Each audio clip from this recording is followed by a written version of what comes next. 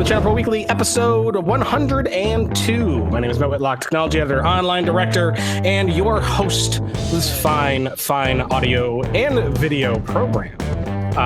Now joining me this week is the one who joins us, well, pretty much each and every week, executive editor, Captain Serious, Rich.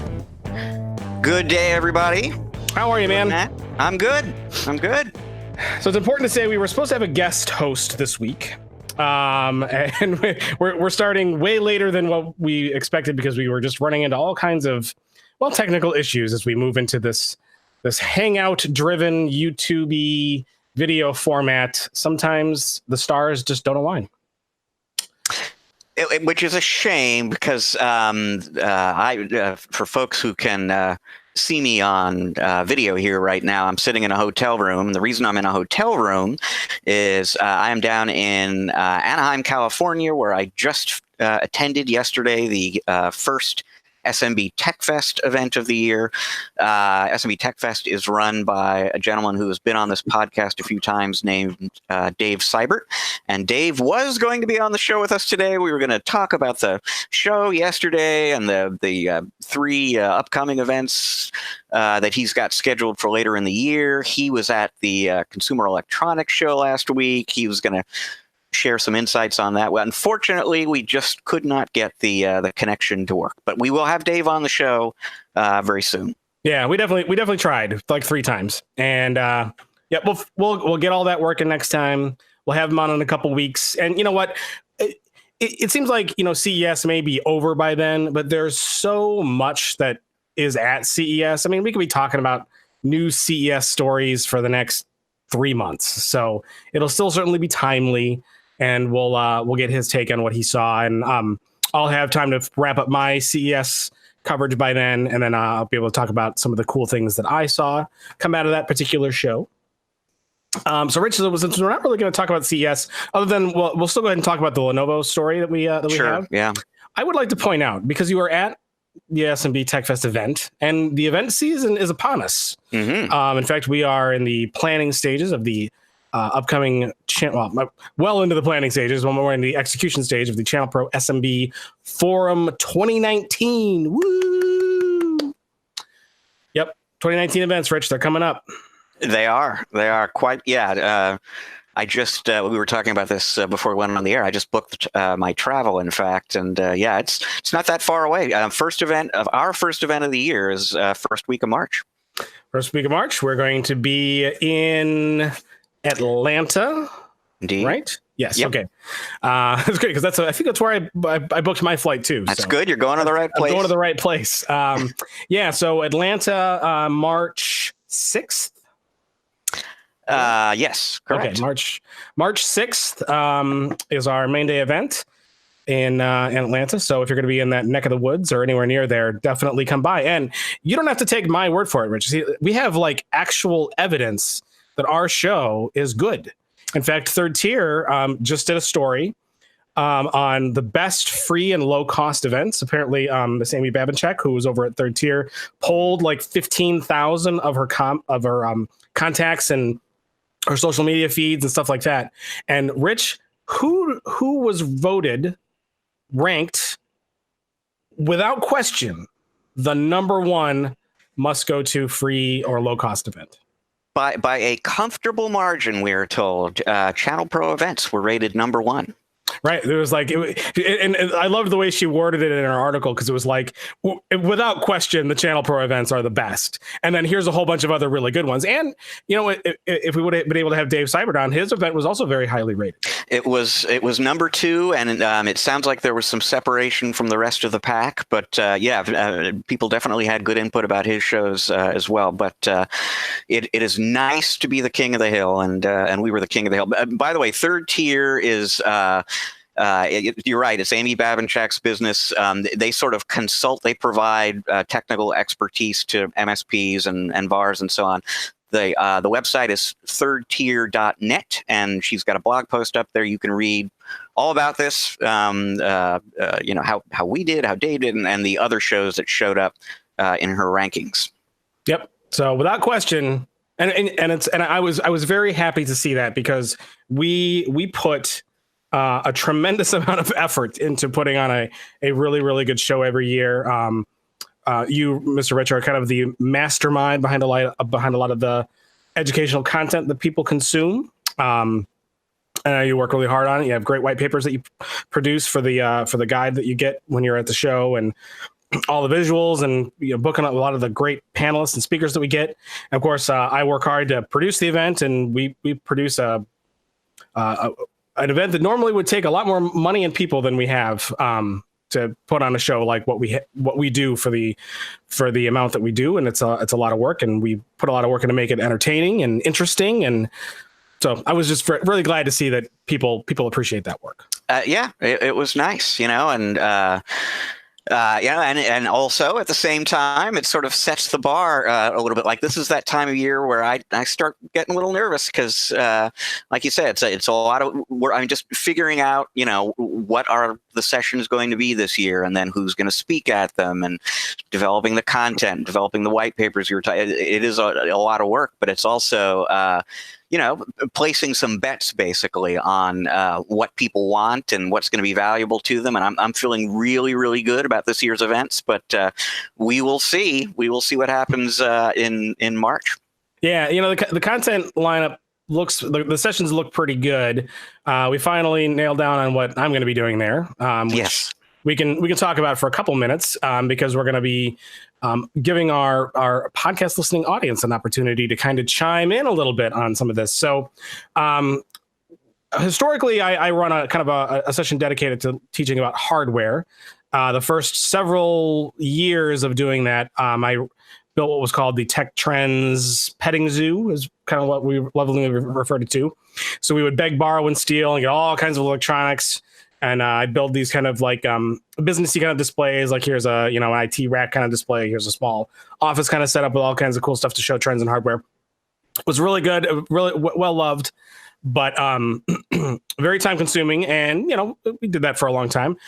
The last couple years, we've done a game show. We've done the Jeopardy format, quiz kind of game show with these really fun buzzers that we put out in the audience. People could chime in, and we had a great game board with detail. Rich, that was the exact font from the game show. Like, yeah. I try to go all in on detail and to make it fun, and that was very, very well received. People really had a lot of fun, and it's nice to have something in the day that kind of breaks it up and makes it a little entertaining and something kind of fun and interesting. And the game show format was just really well loved. We don't want to do Jeopardy, a third year. So, Rich, we're going to bring in the feud. That's right. And we can use the word feud, and in a different context, I suppose we could use the word family. If we put those two together, it's probably a copyright violation. But, wink, wink, people. There may be a game show format again in our events for this year, and you may be able to figure out what it will be loosely based upon. Yeah, something feud-like, where the survey will say. And one of the fun things about doing that format that's going to be interesting is we are actually going to field our own surveys. Rich and I are in the process of kind of figuring out what questions, what surveys we want to ask, and have that kind of help lead into an educational discussion on hardware, because we do need to make, people need to learn things, but we also need to make it fun. But we're going to be on the ChannelPro Network website over the next couple months, and probably over the next year. We might even we might field new questions for each and every show as new things kind of come to us. But what we're going to do is we're going to put those survey questions on the website, and we're going to invite you guys to come in and take our survey. So when we say, hey, we surveyed 100 MSPs, here's what the survey said. Like, we actually want to survey 100 MSPs. You, our listening audience, our reading audience, to chime in on that and provide some good data. So, and if you vote, then you'll have at least a little bit of a leg up if you come to one of our shows and plays the game this year, because you'll at least know what you said. Right. So that'll be fun.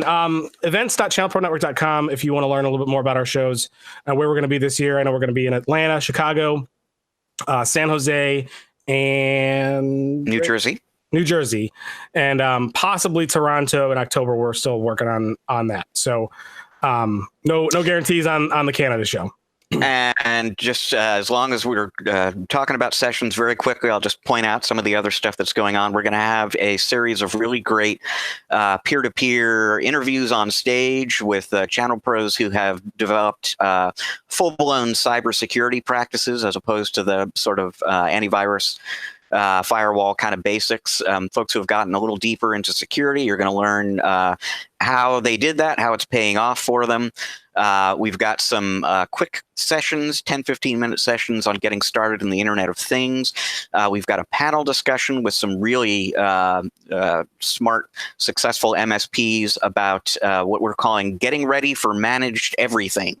So if you've gotten started in managed services and you're doing managed endpoints and you're managing networks for your customers, that is outstanding and very important.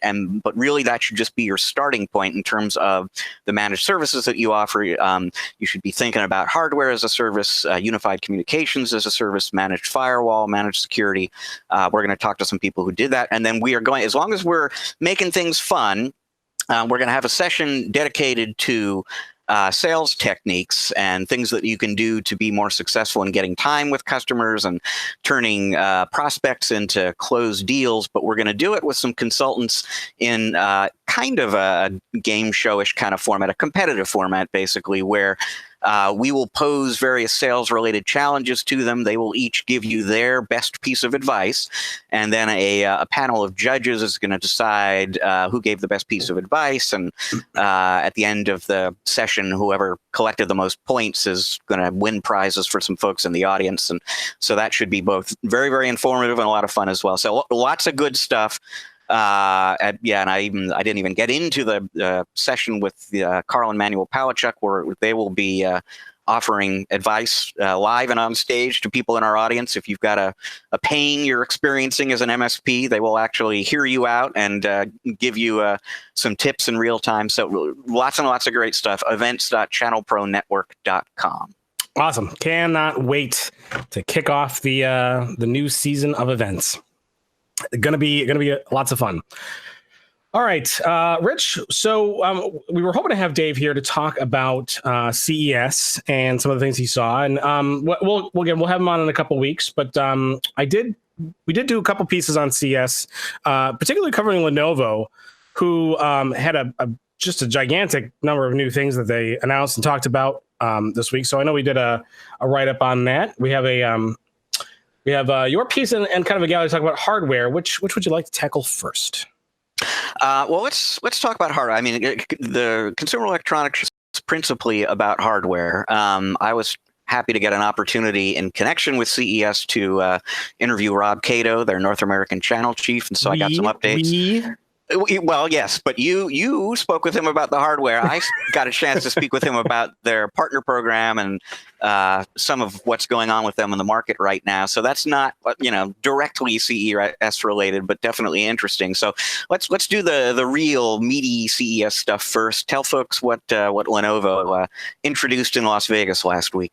Yeah. So they had a whole bunch of new devices, and historically, Rich, we don't put a lot of.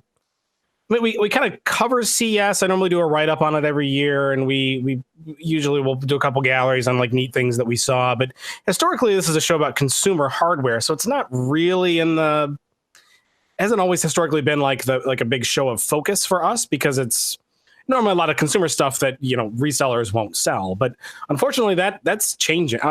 Unfortunately, fortunately, however you want to look at it, that is changing rapidly. It's vastly becoming a show of where IoT stuff is being shown off, and all kinds of connected devices that are going to wind up that are consumer and business focused. And there's just a lot of technology now that gets talked about at CES, including companies not like Lenovo now and others who are showcasing new commercial products. So I think our days of kind of covering CES from a distance are over. Yeah, that and it's the IoT piece of things, I think, that for me kind of got me on that same page as well. As regular listeners to the podcast know, we have a sister publication. I'm also actually executive editor over there. It's called IoT Playbook, and CES has become IoT central, basically, in recent years. I mean, really, in a lot of ways, it's the biggest IoT conference, certainly product conference of the year. So, yeah, we're going to need to get closer to CES, I think, in the future, which it's a mixed blessing, basically. I know lots of people who hope never to go back again, and we're sort of diving in to be there in person, but there's just a lot going on, so it'll be good to be covering that directly instead of remotely. Yeah, in a former life, I had covered CES many years in a row, and while I love seeing all the cool stuff, it is overwhelming and tiring and mind-boggling, and it's Las Vegas, and it is, Rich. We're gonna be tired if it's gonna be you and me. That's all I can say. And it just, for whatever reason, it brings Comdex back to mind. Do you remember that event? Does that name ring a bell? I went to a Comdex. It was a little. Okay. I was a little young. I actually went with my dad one year. My dad is in the IT business as a CIO of a publishing company, and a long time ago, I was probably, I don't know, 13, I want to say, maybe somewhere in there. My dad got me a technical analyst badge, and he and I stormed Comdex one year, and because I love that kind of stuff. I've always been a big nerd, so he took me to that with him, because it was a show he had to go to, and it was that was another big one. The McCormick Place is just a gigantic convention center. Yeah, and enormous, and a zoo, and Las Vegas, and so we'll dive into that atmosphere. Well, I'm thinking Comdex Chicago. Did they do a Vegas one too? Yeah. Oh yeah. Okay, because I went to the one in Chicago that they did at McCormick, and that was a. Have you been to the McCormick Convention Center? I don't think so. No, it's I think it's like the largest convention center in the United States, actually. I don't quote me on that. I could be wrong, but I believe it is. It's huge. Yeah. And they filled Comdex filled that, I remember, and it was pretty neat. Pretty neat stuff. All right, we got off topic a little bit. Yeah. Talking about the fundamentals of CES, but more to look forward to next year. But Lenovo had a whole bunch of new things that resellers would be interested in this year. So I'm going to pick a couple of these to talk about that I think would be interesting. So they announced the 7th generation of the X1 Carbon, which, as Rich, you can attest to, believe you own one, is probably the finest ultrabook that money can buy. It's very durable, very well built, extremely thin, gorgeous looking, so on and so forth. So they announced a new rev of that has a new carbon fiber weave kind of top, 8th generation Intel Core processors, Cat 16 LTA, their new 400 nit HD display with the ThinkPad privacy guard. So there's some neat stuff going on there. Like if someone's like looking over your shoulder, the screen can like dim and stuff like that. So they have another consumer model that they talk a lot about, the smart AI features, but some of that's already built into this as well. So there's all kind of new stuff. They put a cover over the IR camera, which, is a good, everyone's worried about, like your camera being hacked and, spying on you. But now we have a lot of laptops now to be compatible with Windows Hello and the biometric kind of facial login. They need an IR camera, and those typically are not covered over, but that's just as much of a security risk if people want to see you in an IR view. But I'm sure you could see something. So it's good that we're covering those up. So they got that. They also announced, Rich, the new ThinkPad X1 Yoga, and they're taking the yoga in a different direction, Rich. As you know, historically ThinkPads are thick plastics and lately carbon fiber to keep the weight down and to keep them very strong, rigid, and durable. Historically, ThinkPads have never been made of anything other than those materials. But there is now a aluminum ThinkPad the X1 Yoga.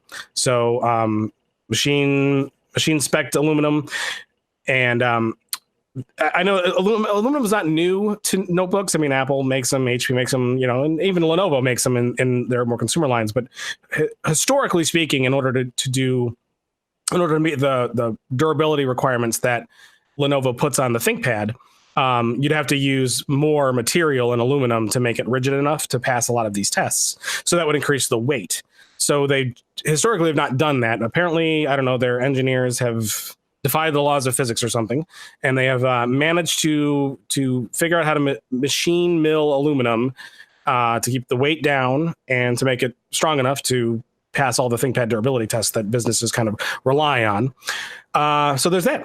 I'll pause there. Any thoughts on X1 Yoga or X1 Carbon? Well, I mean, I'll just say I am podcasting on an X1 Carbon right now, and it's I think it's like the third one in a row that I've owned, and I know I've talked about this on the podcast before. I'm a dedicated X1 Carbon user, and in great measure because with all the travel I do, I put a lot of punishment. I really subject a laptop to a lot of punishment, and these devices can actually stand up to it. So, but I'm very interested actually to see the new one. This one here is the one that they introduced at the 2018 CES, and I'm still very happy with it. But I'm curious to see the newest one and that carbon weave cover and what that kind of looks like. Yeah, I guess now that they're going to be bringing different materials into the ThinkPad mix, they're going to play off the different materials with as far as a design standpoint. And I have to say, I mean, historically, when you would think ThinkPad, you would think black, and they are moving out of that. I mean, I personally like black. I mean, black never really goes out of style, in my opinion, but some people like silver, and there's been some silver ThinkPads, like silver painted, and now there's going to be aluminum and probably other various forms of metals.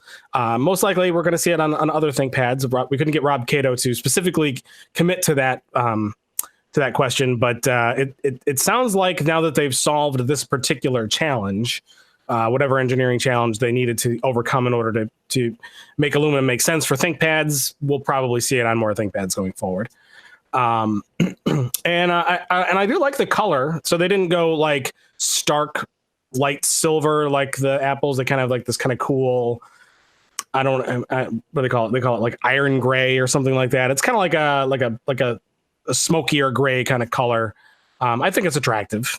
Looks good to me. I like metal. Metal's nice. Yeah, no, me too.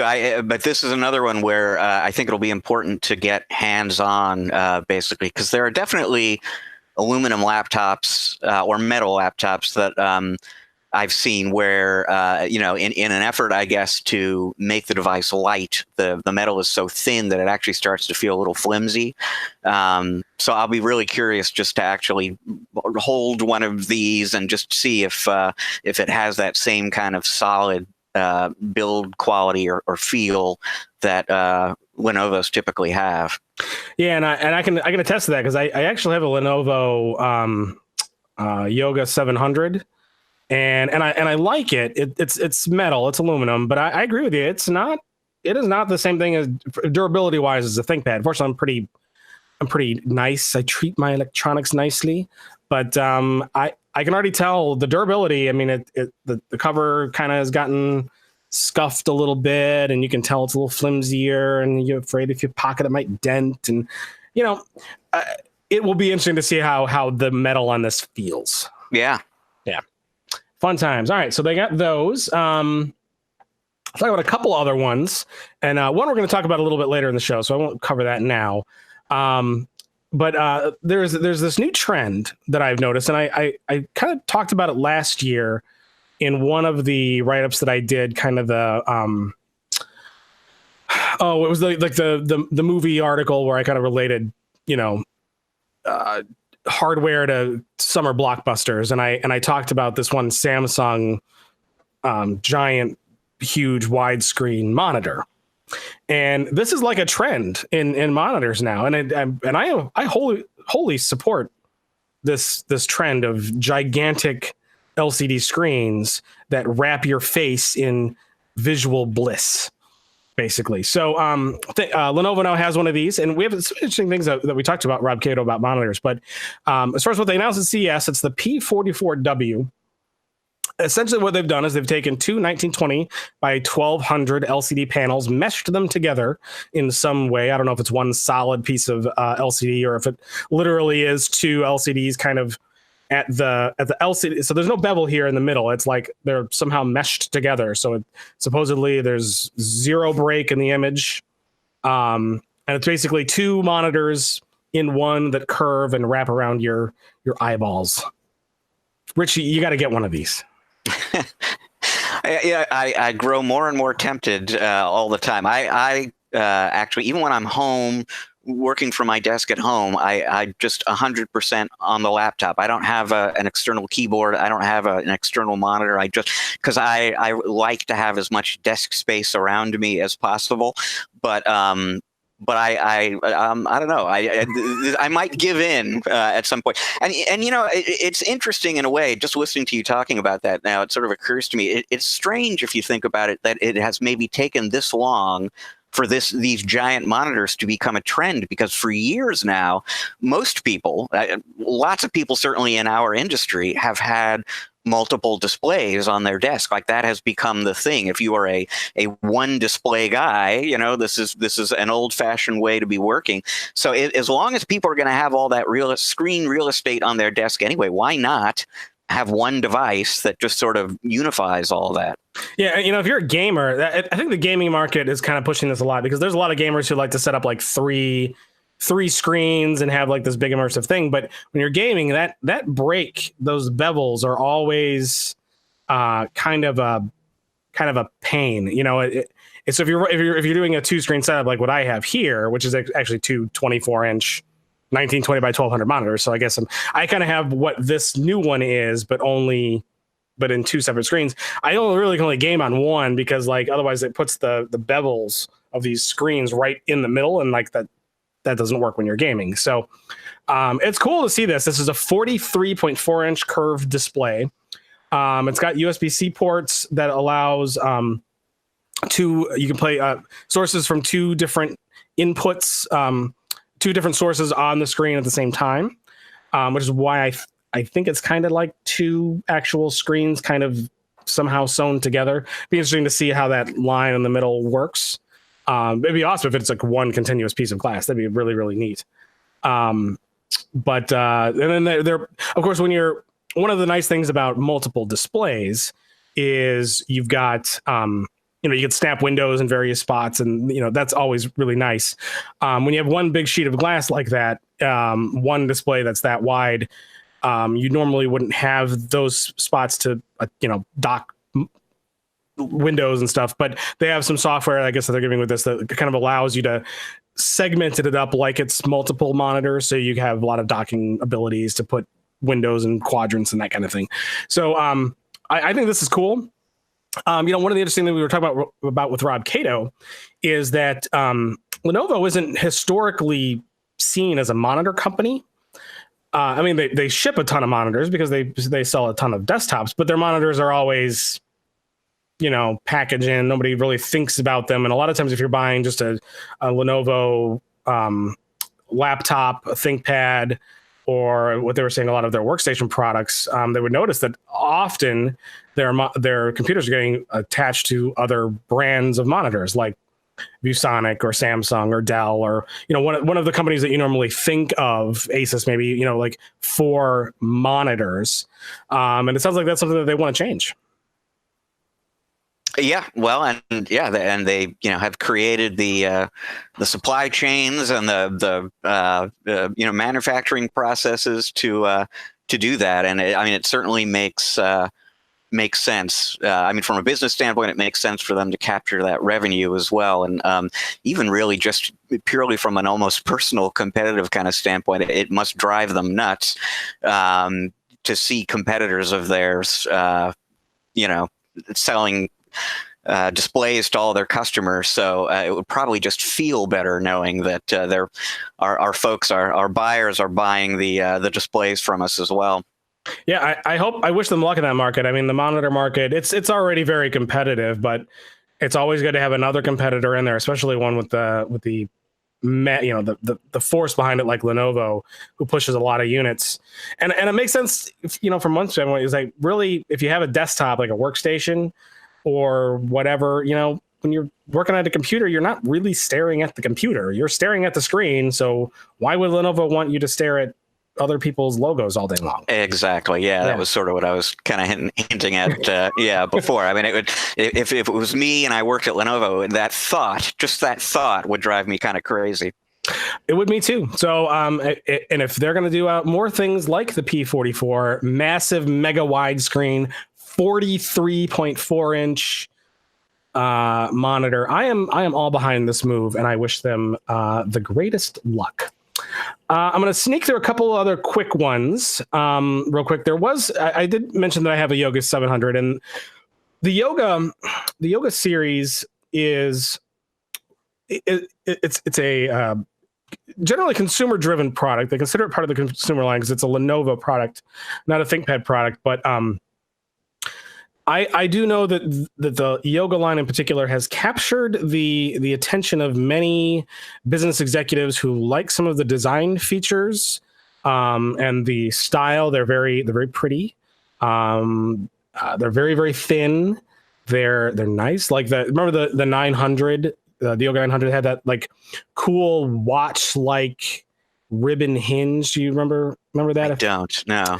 Yeah, they had that. They also had the Star Wars model, so that you could get like the light side or the dark side Yoga. They've done some really fun stuff, and people like that kind of stuff. So anytime there's a change in the regular Yoga line, some of these are going to end up in business owners' hands. So they've done a few things there. There's the S940. Which is a new 900 series, almost bezel-less display. It's really, really pretty looking. It's 2-in-1. They have a new one, the C730, which is has a new 4K AMOLED display option. All of these are, of course, getting upgrades, latest Intel processors and so on and so forth. The one that I really do want to mention, though, that I think is really cool is the new A940. And when I saw this, I'm like, wait, this is Yoga, and it's an all-in-one computer. But I wasn't following that until you look into it a little deeper, because normally Yoga means fold over 2-in-1, right? But of course, even if they just slapped Yoga on a workstation, they wouldn't be the first company that had a successful brand and they just started sticking on everything because it was a successful brand. But the Yoga moniker makes sense. The A940 is Lenovo's kind of answer or offering in the Surface Studio vein. So Microsoft last year or the year before, God, time flies, Rich. How many years ago was that now? Holy cow! 3 years ago, 4. It was a while ago. I don't know. It was 2017. I'm guessing 2017. Okay, so a couple years ago, Microsoft launched the Surface Studio. So it's an all-in-one that kind of folds down. You know what I mean? And has the it's you can like draw on it like an easel, and it kind of blends creative productivity with an all-in-one. You know what I'm talking about? Oh, I know that. Yeah. Okay. Yeah. Okay. Just making sure, like, you're not look at me like I'm insane or I've lost my mind. What is this black magic you speak of?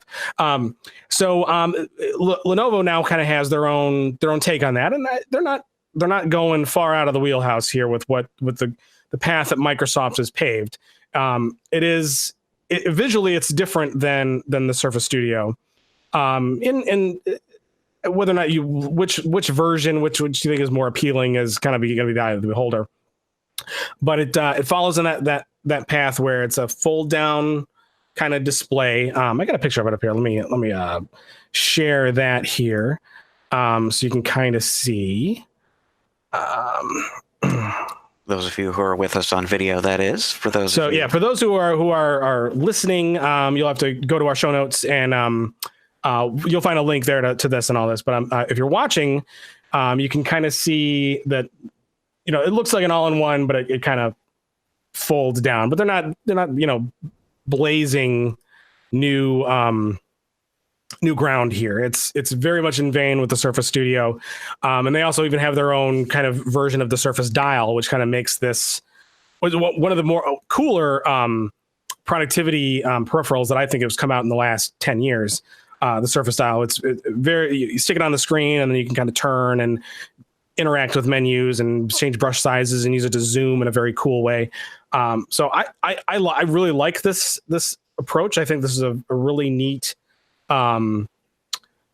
solution for creative professionals. I'm surprised they did it in the Yoga trim as opposed to more of like the ThinkPad or ThinkStation kind of trim, but maybe there'll be a ThinkStation version that's more ruggedized for businesses down the road. But it's cool. I think this is neat, and I hope this type of all-in-one takes off for people who could really use that way of interacting with a computer. So, well, cool. Yeah, a couple of little things. They have a new dock, a new update to their dock, which resellers, I know docking is very important in their solutions. So they have that. They've got a new kind of 360 webcam conference solution, and they've got a new ThinkPad E490, which if you're in the market for a ThinkPad now, Rich, you have an X1 Carbon. You are lucky. Many businesses will not buy X1 Carbons for everybody, right? So a lot of people end up with something like the E400 series, which is rapidly becoming basically like the X1 Carbon 2 years ago. And that's kind of what the E490 is. It's basically an X1 Carbon from 2 or 3 years ago, as far as the physical design is concerned, the thinness, the thickness, the weight, the so on and so forth, but just with modern day internals. So if you go through my gallery here that I said the E490S, and it's not exactly settling because it is a darn nice computer if you don't want to pay the premium for the X1 Carbon. So they also have another one. We're going to talk about that later in the show because that's going to be part of my tech pick. Rich, any comments on Lenovo hardware? No, in fact, I am going to suggest we dive into discussing their partner program a little bit. I will just point out that my time on this week's episode is starting to run a little short before I've got to dash off to the airport, and we've got a ton of ground to cover here. So why don't we dive into a quick little update on the Lenovo partner program? I love it. What is your hard stop, by the way? Well, technically, I'm supposed to be on in a meeting in about a half an hour. I can delay that a little bit, and then immediately after that, I've got to head off to the airport. So sure, Rich, we can get through this in 30 minutes. Oh, sure. Yeah, right. Let's dive into it. Let's go. Okay, I'll just quickly point out to folks, because especially if you're listening, you have no way of knowing this, but it is like 90 minutes from when we thought we were going to start doing this. Essentially, we had these technical issues, and so we had plenty of time scheduled. And then, gosh darn it, here we are. So we got as I mentioned before, we got Rob Cato on the phone with Matt and me because he was at CES and wanted to talk about all the interesting products they were introducing. But I joined in the call, not being the hardware guy, because I kind of wanted to catch up with him on the Lenovo partner program. Last time I spoke with him was 6 months ago. Right after they had introduced a whole bunch of changes to the partner programs, and they changed the tiering structure. They'd sort of clarified and unified some of the benefit structure and requirement structure. They introduced some policies that were basically designed to increase the rewards for working your way up from tier to tier. All this was based on a lot of input that they collected from partners. So, the bigger story about Lenovo over the last few years has not necessarily been a phenomenally happy one, right? I mean, just a little bit over a year at this time because of some turmoil, not specifically in the commercial business or North America, but globally. They had to lay off 2% of their workforce. Rob Cato has only been in this job officially since April 2018, and he stepped in on an interim basis January 2018, same month that Matt Zielinski, I hope I'm saying the name right, became the head of their North American business. A lot of turnover at senior levels within the company. And so, for partners of Lenovo, it's been a tricky kind of time. And they have definitely been asking for, a focus on great new products, a focus on gaining market share, a little bit more consistency and clarity in terms of messaging and so on. So that's what this partner program rollout in July 2018 was designed to do. We checked in quickly with him. And what Rob told me back last July was they were looking to gain a quarter point to a half a point of market share every quarter going forward. Lenovo is a giant hardware maker globally, but as a commercial hardware maker in North America, as Rob said on this call we did with them, they're practically a startup. They're like barely in double digits in terms of market share. So the goal was to pick up a quarter point to a half a point per quarter. They were at somewhere between 12.5 and 13% market share when we spoke in July. As of their most recent report on this data, they were at 15.6. So they're actually well ahead of the pace that they were aspiring to get to. They're still obviously an upstart in the market, but they're picking up some steam. They're beginning to make some headway. And the nice thing about this story to me is just that I really do kind of believe that a lot of that can be credited to their being very diligent about and very serious about listening to partners. And that's something that vendors will say a lot. And, more often than not, they mean it. But I think they really understood, just based on other interviews we've done with Lenovo executives, including Rob Cato in the last year, they really understood that they had to kind of re-earn the trust of some of the folks who've been partnering with them before. And that meant listening to partners and giving partners what they were asking for. And, that's what they attempted to do. And it appears to be helping. Good. Excellent. Yeah. I don't know if I have any comments on that particular story. It's good to see that they're getting their market share, the gains that they were hoping to get. And I like Rob Cato. I think he's a great guy for that position. Hopefully he stays. You said he came in interim. Is that a permanent position for him now, or? Yeah, he became the interim channel chief January 2018, and then the official channel chief April 2018. Yeah, good. He's a great person for that job, and I like Rob a lot. He's very, very kind, very forthcoming, and just smart as a whip too. So excellent to see him in that position, and it sounds like good news for Lenovo partners for the remainder of 2019. We can only hope, right? Yeah, well, we will definitely be keeping an eye on those folks and see. He did say that a little bit of the market share gain was probably related to the holiday shopping season. They were expecting maybe a bit of a slowdown in terms of their share gains in Q1 of 2019. We'll see what happens. Okay. All right. We're going to turn this into a one break show. So we're not going to take a break right now. We're going to dive on ahead because we have a very limited amount of time. Now, Rich, we have this Continuum BrightGuage story. I know we have an interview. How do you want to do this? We do not have a lot of time. Do you want to play the interview? Do you want to just talk about the story? You just want to put the interview in the audio version? How do you want to do this? Yeah, well, let's do the interview only in the audio version, but let's include it in the episode and talk a little bit about Continuum and BrightGuage. There's a story coming up here on the show sheet about born in the cloud companies that we might have to hang on to for a future episode, but we should talk about this story. All right. So if you're listening to the audio version, we're gonna switch over to that and play that interview, and then we'll come back and talk about it. If you're watching live, you'll just have to imagine what the interview said. Well, let's do the interview a little bit later. Let's just kind of dive into other news stories now, and then when we get to the interview segment. Okay. So you don't want to do the BrightGuage story now. Well, I want to do the news story now and then listen to the interview when we would normally do our interview segment. Well, all right. We'll do it your way if you want. I was just going to squish them together.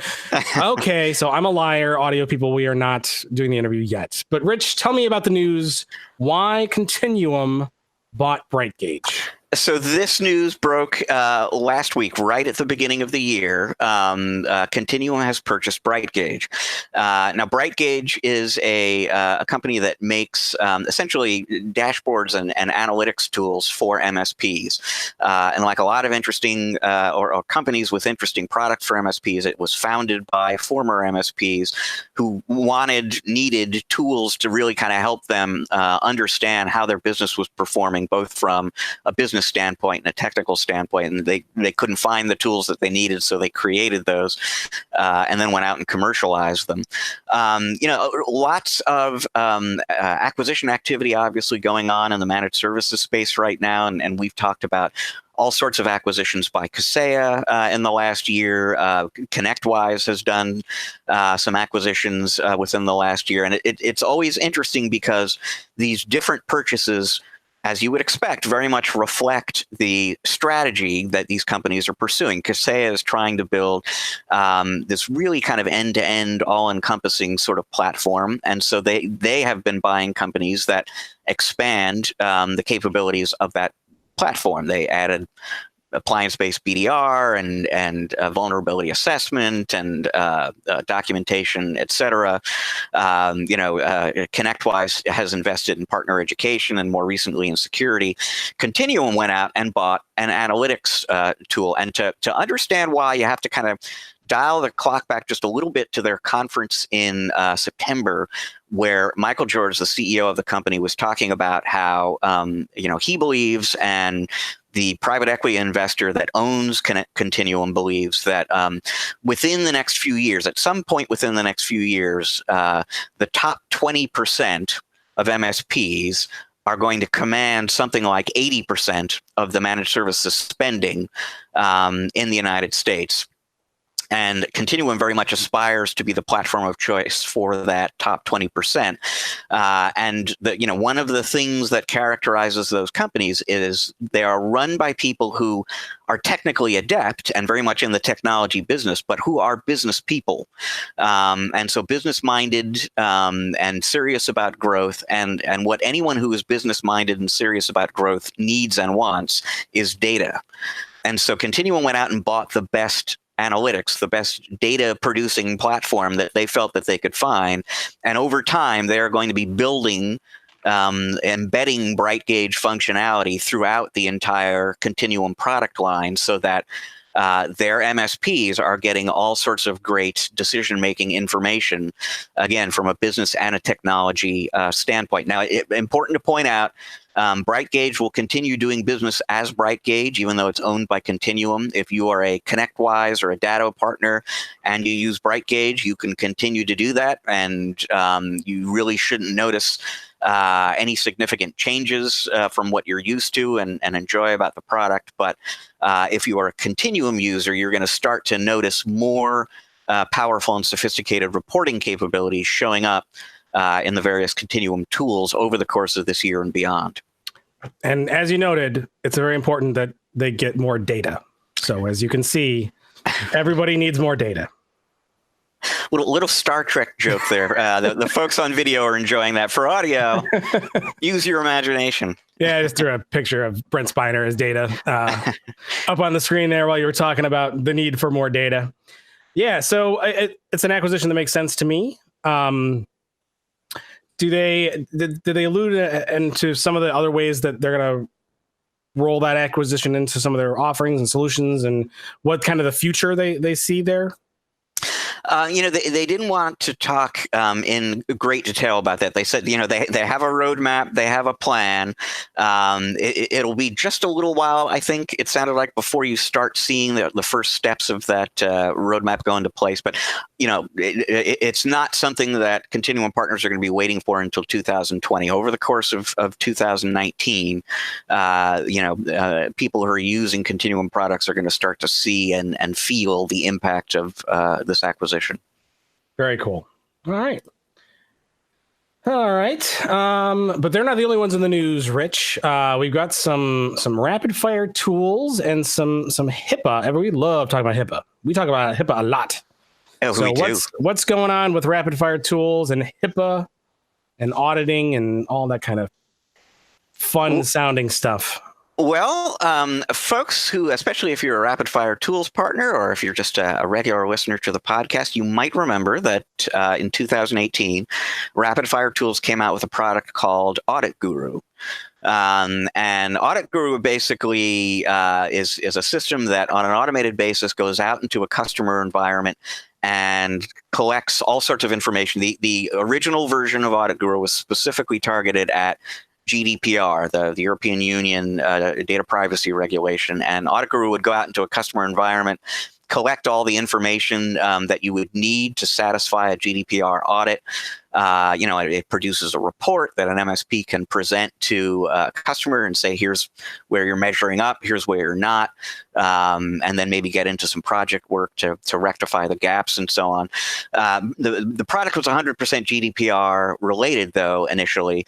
Now, just within, just this month, essentially, Audit Guru now has a second module that really does the same stuff for HIPAA. So if you've got healthcare clients and they want to know that they're in compliance with HIPAA, and they also would benefit from some assistance in terms of preparing the documentation and the reports that you're required to have under that law and would be required to present to an auditor, the Audit Guru tool can do that for you as well. Now, these modules, the GDPR module and the HIPAA module, they are sold separately, but they all kind of fit within the same interface. They run on the same foundation.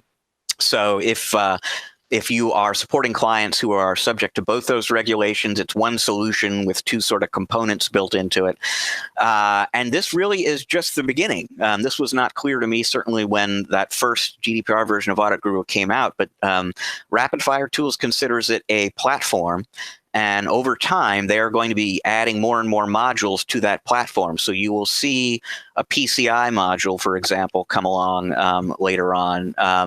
They have a module in development for the NIST security framework. FINRA, the financial regulation, is something that they're looking at doing right now. So there will be more and more of these compliance requirements that MSPs and their customers will be able to automate with the help of this tool.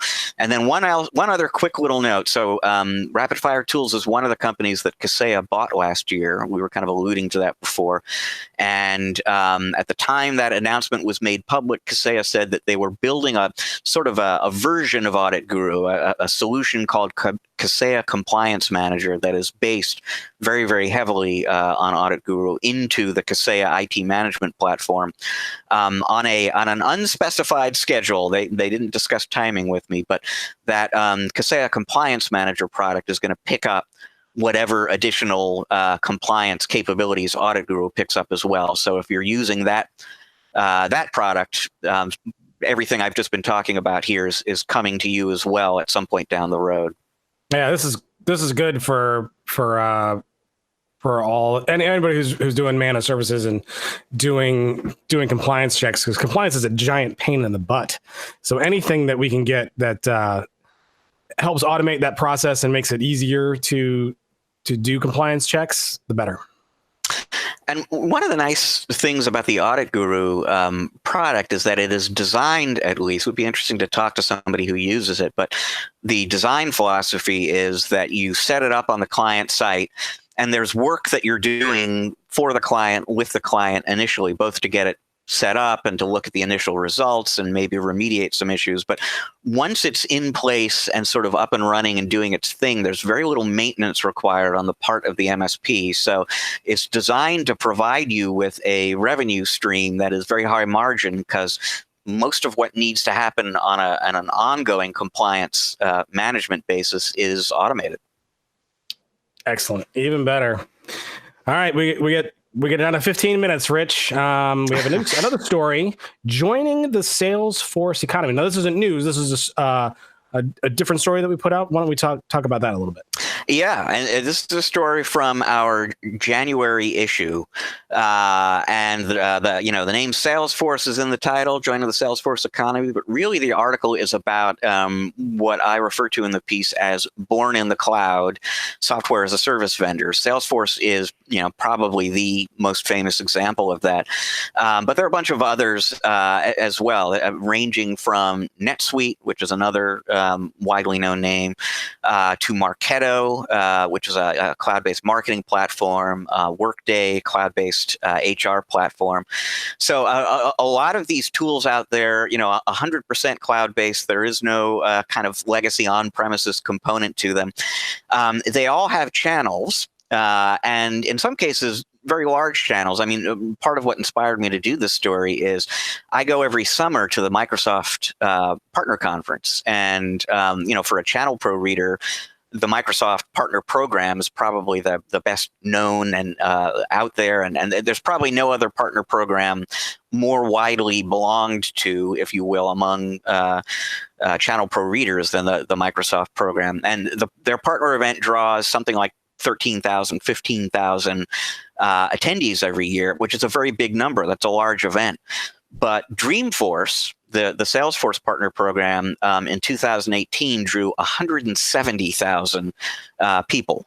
It's a gigantic. It's an astonishing number, and they're not all there. As I understand it, they're not all there at once. People sort of come and go, but over the course of the event, 170,000 folks showed up, and the bulk of them. It's not like 125,000 vendors and a few tens of thousands of partners. Those are partners. So there's this enormous Salesforce challenge channel out there, and and yet. It's not like Salesforce is this frequently discussed topic in ChannelPro or among ChannelPro readers. So why is that? And what is the the Salesforce opportunity, the NetSuite opportunity, the Marketo opportunity? And so that's essentially what this article is about. And it's interesting that I guess at the highest level, the point the article kind of makes is partnering with a lot of these companies doesn't work the way you're used to.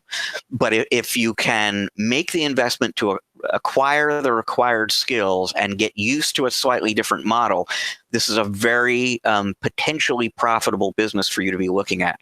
Salesforce in particular does not have any reseller business per se. So, I mean, anyone who resells Office 365 is probably unhappy with the margin they're making on that product from Microsoft. It's like a famous topic of conversation among Microsoft partners that the margin they're sharing on Office 365 is relatively light. Well, that number is 0 for the Salesforce product. But Salesforce does not have the capabilities in-house to do any services surrounding the solution. So there's this very tidy division of labor between Salesforce and its partners. Salesforce is going to collect all the software revenue, and you are going to collect all of the services revenue. And that revenue can be quite substantial. You have to understand the Salesforce product and understand CRM and business process optimization and some of that stuff. It's not an overnight process to get into this business, but there's 170,000 Salesforce partners at Dreamforce every year for a reason. There is a huge demand for and appetite for these kinds of services right now, and the same goes with a lot of those other products that I was mentioning before. And the people who are satisfying that demand, folks, in many cases are not IT companies. A lot of Marketo, that's a marketing platform. A lot of Marketo partners are digital marketing agencies, and they've been using Marketo in-house themselves. Now they're kind of setting that system up for customers and teaching them how to do it. There are a lot of other accounting and HR companies that are using Workday and NetSuite and now providing services for that product to their customers. So yet another example of like channel convergence and maybe people sort of trying eventually to sort of step into your space. So, a big opportunity with these born in the cloud companies, and definitely one worth investigating for that reason. And just because there could come a day down the road where you could find yourself in competition with some of these partners who today don't really know the first thing about managing a network, but they can figure it out eventually. Very, very interesting. Well, there's a lot in that article, and rather than go through every point of it, why don't we put a link in the show notes if you're watching live. I'll try to sneak a link into the chat over there. I keep forgetting to do that, to put links in chat. Rich, this is a process. We're learning. Yeah, we're getting better. I kind of remembered. All right, so we'll do that. We've got 9 minutes left. Would you like to talk about this interview? You know what? I'll just set it up, and for the folks who are on audio, they will get a chance to listen to it, and then we will take a break and get into our end of show stuff. All right. So tell us about this interview that you did with Michael George. So this was when I was, this is an excerpt from the interview I did when I was talking with him about the BrightGuage acquisition. I reminded him during that conversation about something we had chatted about at a Continuum event in 2017. And he had mentioned to me that some partner who was at the event had told him, you look around at this show and there are a lot more guys than you normally see in sport coats and a lot fewer guys than you normally see at a channel event in golf shirts. And we were kind of talking about that, how, the typical Continuum partner, as I was saying before, is a little bit more business oriented, a little bit more apt to be wearing a sport coat than a golf shirt. And it's a lighthearted kind of observation, but there's some truth to it. And it kind of speaks to the partners who are attracted to Continuum and who they are looking to attract very much deliberately. So in this conversation with Michael, I just asked him how that kind of fact about their partner base, their MSP base, ties into that decision to buy BrightGuage. If you look at any of the independent research that's been done in this market, I view people like Service Leadership, Paul Dippel and his group, to be independent. We view people like HTG and others to be, truly independent in the way they think about, the world here. And it has been well established and well recognized that our partners are the most mature in terms of their operating maturity levels. They are the most profitable, and they are growing the fastest. And it's not by coincidence. It is, and it's not theory. It's the fact of the matter is that people who are willing to embrace, companies who are willing to embrace, leveraging a global outsource service delivery model where so much of this work is being done remotely anyway.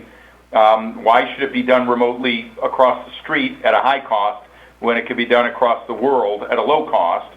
And so you just have a business-minded mentality around growing your business, profitably, understanding your business, empirically, and with a higher degree of mathematical, calculus than guesswork and inference and everything else. And so, and back to the 80-20 rule, look at the buyers and sellers, Rich, in this market. The buyers are the ones with the sport coats, and the sellers are the ones with the golf shirts. I mean, there's a reason for that. And by the way, I'm not opposed to golf shirts at all. I've got one on now. But the characterization, I think, is illustrative of the fact that you have really good, really smart, very capable, technically led MSPs that have done really terrific, and we commend them, and we serve lots of them, and all of that. But there's a new breed, a new category of MSP today that are very business-minded. They're technically oriented, but they're very business-minded. They're sales and marketing oriented. They're profit oriented, and they're growth oriented. Those are all attributes that most MSPs aspire to. And, you know, the ones that have those characteristics have a tendency to gravitate toward our platform because it, you know, with absolute clarity, you know, provides all of those, you know, benefits, you know, to an MSP business. And so, and again, they are the buyers in the market. They're not the sellers. So your MSPs, you don't have to persuade your MSPs to take advantage of this data. They're hungry for this kind of information now, and you're sort of trying to satisfy that demand? That's right. You know, in fact, I will tell you, BrightGuage isn't the only, you know, BI tool out there. You know, I think the smart, more sophisticated MSPs are out there using lots of different things, you know, to get business intelligence into their business, and we would encourage them to do it. We just think it's smart, you know, to do that. You ought to run your business that way. We run our business that way, Rich. You probably run your business that way too. And we think all MSPs ought to do it in an informed way and make sure that they're making the right investments, placing the right bets, not holding on to unprofitable product lines, not holding on to unprofitable customers, you know, all of that, or just you know, trying to fix that stuff. And so, and so we encourage people, whether you're using BrightGuage or anything else, get smart about your business. I don't think we're gonna say it speaks for itself. And what we're gonna do now is we're gonna take a break. When we come back, we're gonna hit our end of the show regular features. We're gonna go through those real quick because Rich has to dash to the airport here very, very soon. So what we're gonna do? Yep, we're gonna take a break, and we will be. If you're watching live, we'll be right back in like 2 seconds, and if you're listening, we'll probably also be right back in like 2 seconds.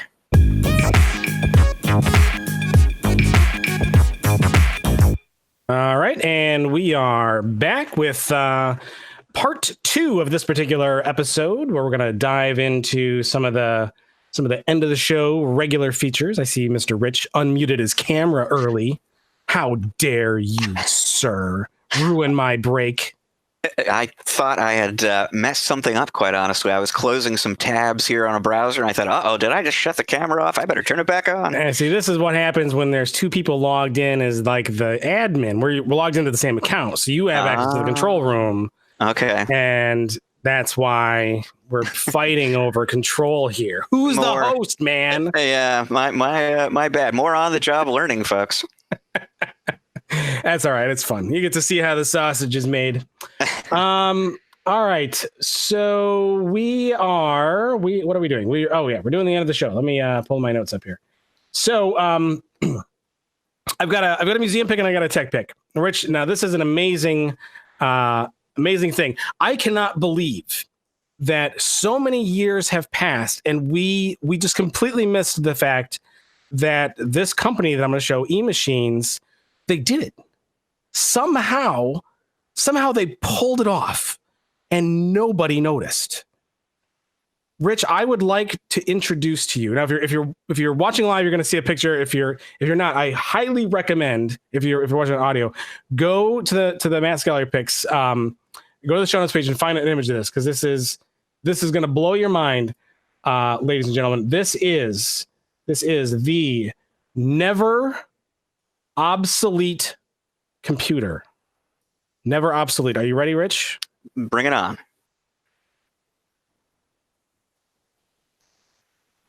I think you. Hopefully you see it. There we go. It's right there. Do you see it? I do. Rich, look at the sticker. This how did we not give eMachines credit for building a computer that never is obsolete? And that is a remarkable accomplishment, and you know what? They were only too proud to put that right on the case. It in big blue letters. It says "never obsolete." Never, ever, ever, ever. So, I'm flabbergasted. I pulled this guy out of I'm trying to remember where I got this one. This one was given to me as a computer to recycle. Apparently, they didn't realize that it is never obsolete. So I brought it in. It's amazing, Rich. The 400 megahertz Intel Celeron processor and 32 megabytes of sync DRAM.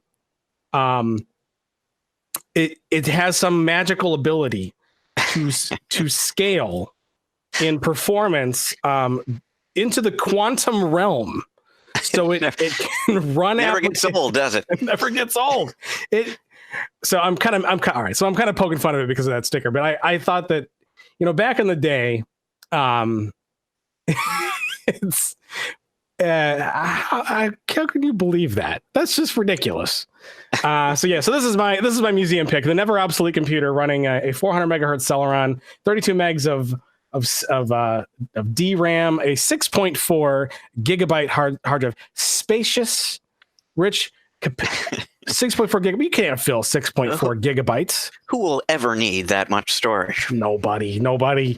The fact that we've got USB drives with 20 times that space doesn't matter. That is all you ever need. It has the latest and greatest 56K. This is not V.92. This is V.90. I don't know how they say that that's not obsolete, but it's 56K modem and a 4 megabyte AGP graphics card. 56K modem. Boy, that takes you back. Kind of like how Dave Seibert sounded when we were doing our testing earlier. Yeah, that you gotta love the grime that was in that floppy disk slot there. I'll put that back up one more time. Look at the grime on this thing. This is how it was given to me. Absolutely disgusting. Look at that. Look at the dust. Wow. Yeah. See, and when you were here, you could have saw this in person because it was in the hallway. It's actually in this like stack of machines that I have to go take to the recycler. But I caught the sticker on that and I thought it'd be fun to share. the never obsolete. The never obsolete PC. God, you gotta love it. Oh, you gotta love it. All right. I do have a tech pick though. So we talked about this earlier. We didn't talk about. I alluded to it earlier. So when I started to think about never obsolete computers, well, that it clearly is never going to happen. But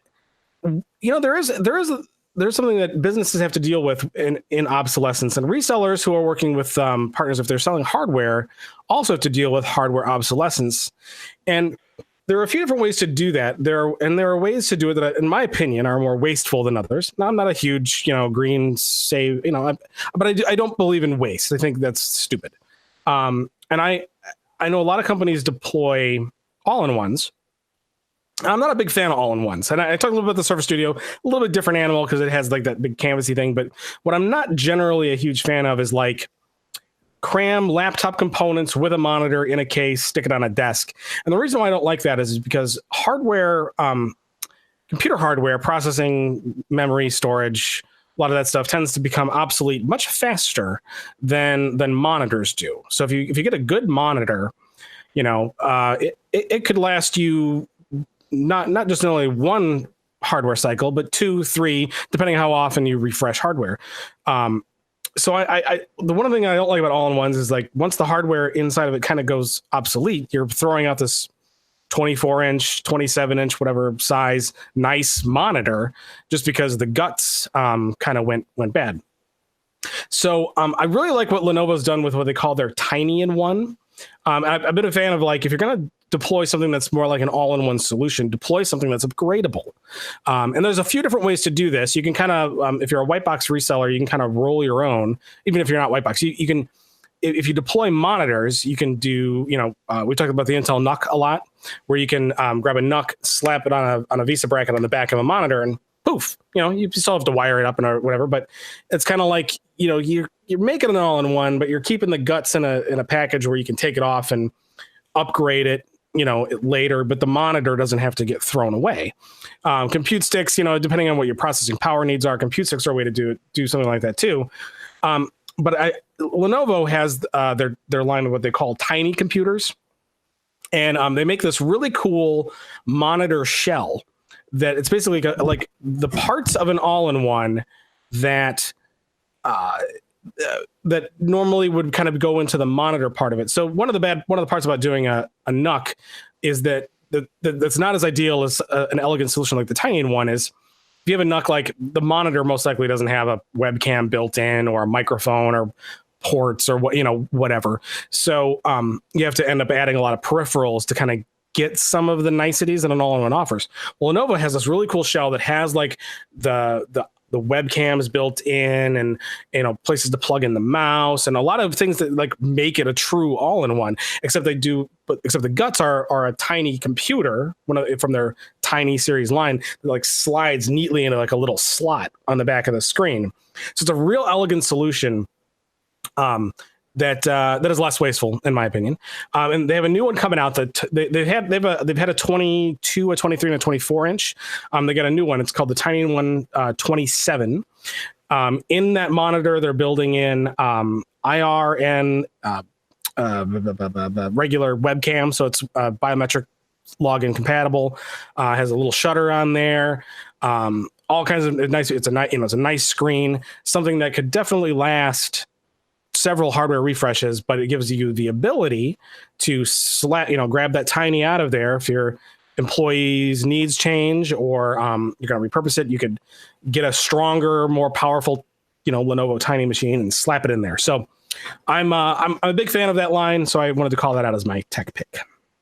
Yeah, I'm looking at the pictures and the web page here, and a very interesting product. I mean, like you said, there are ways to do something similar on a roll your own kind of basis, but that takes time and work. And if you're a Lenovo partner and that kind of a all-in-one model sounds appealing, here's something you can just kind of order and you're good to go. Yeah, and of course, I just realized that if you're watching live, I can show pictures of this stuff. So I got it up here, so you can see here. This is where the Tiny slides in, and it makes this really cool. It looks like an all-in-one, except it's not. You don't have to throw the monitor away if the guts kind of get old. You can just upgrade the guts. They got the cameras up here, so it's nice. It's elegant. I'm a big fan of solutions like this. Here they show the Tiny computer, where it goes into that slot on the back. And again, this is Lenovo's kind of much more elegant solution for this. But like I said, you can use Intel NUCs. You can use, and variants of the 4x4 variants of the NUCs that Gigabyte makes, or Asus or whoever, that you can kind of slap on the back of a computer and still do kind of your own custom solutions. But it's a lot less monitors being thrown away, which is always a good thing, Rich. And although I know you like to throw away monitor, you'll go to the store, you'll buy one just to throw it away. It's a total hobby of mine. It's a really strange hobby that you have, but hey, whatever floats your boat, right? All right, so I think that's going to wrap up episode 102. Rich is 5 minutes past the top of the hour here, and he needs to scuttle on over to the airport. Where are you headed next, Rich? Flying home today, and next week I will be in Texas for not a conference, for a meeting basically, but I will be back in my office when we do our next podcast. Awesome. And, we didn't really address the top of the hour, so it's been several weeks since we did a show. We took a little hiatus, as we said we would, over the holiday break. Let everybody kind of spend time with friends and family, and get away from worky kind of stuff. But then we were supposed to do a show last week. Unfortunately, I was rather ill and unable to speak. And Rich, in his nice way, basically said, "I just don't think I could host it as well as you can," which is so not true. You totally could have done it, but you just used it as an excuse not to do a show. Well, I mean, I suppose it was convenient. Honestly, I don't know if I could pull that off, but. You could do it. I don't like to say I'm irreplaceable, but I know I would be missed if I wasn't on a show. Well, of course. But we are trying not to miss shows. But I couldn't speak. I mean, Rich, I actually have a picture of what I looked like when I was sick. You want to see? You want to see a picture of what I looked like? Let me pull it up here. I got it right. Hold on. Yep, here we go. I got it. Zoom it in. All right, screen share. Here we go. Right. That's what that was me last week, Rich, right there. That is exactly what I looked like. Well, I did not see Matt last week, but I can confirm that's what he sounded like.